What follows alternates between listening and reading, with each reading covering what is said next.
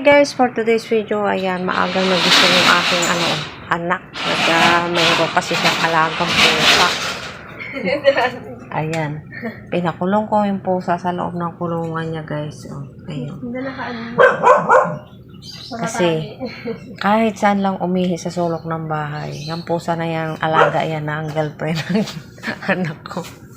Ayun, pagkadating ko mga idol, sige po ang sermon, pinagalitan ko sila ng pinagalitan. Hindi kasi katulad ng aming pusa na hindi umiihi dito sa bahay, behera lang yung umiihi. Ayan, kahit saan sulok ng bahay umiihi.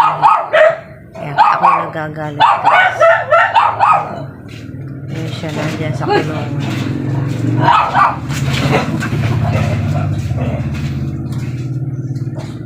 Kaya pala yung anak kong babae maaga gumising mga idol. Ayan, naglilinis. Naglilinis ng bahay.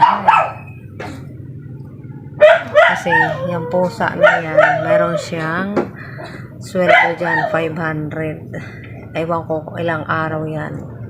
Ayan, tara guys, tingnan natin. Yung pusa.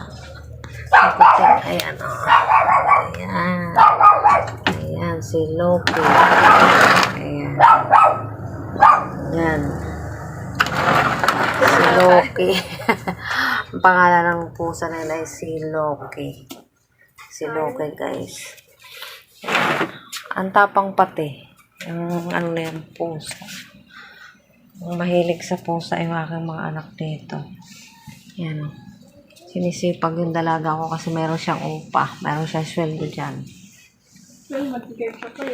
May linis-linis niya dyan kasi umihi dyan sa may sahig. Ayan. Ate, ano yan ang motor? Towel. Aga gumising. Ayun, yung kuting. Ako pa naman mga idol, ayaw ko yung may naaamoy dito kasi sa loob ng bahay. Ayan. Eh, sabi ko, dyan na lang muna sa kulungan. Pagpapakainin, saka na lang alpasan. Hindi naka-alpas yun. Ayan.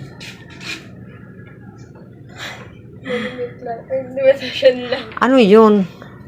Higaan yun. Higaan niya. Kaya pala, maaga kang gumising. Maligo na ako. Mag-church ka? Tan, lakad na tan. Bili ka na muna almusal, dali. Ayan. Tahimik siya ngayon. Oh.